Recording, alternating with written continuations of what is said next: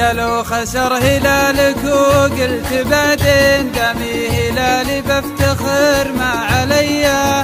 أنا زعيم للبطولات للحين تشهد لنا 6 كؤوس اسيوية. كل الذهب خذناه بوصل الميادين من دون تحكيم وخطط مكتبية.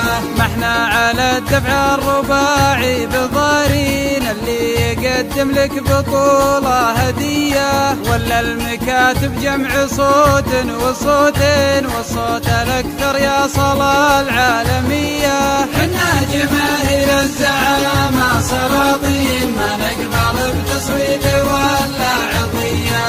ندق خشمك دايما بالميادين ملومك تشجع فرق خارجية. من فعلنا دمعك تهلهل على العين نجلدكم ب10 من الشقردية. واذكر كتب عميدهم بالعناوين في حضرة التايب زلايب شوية.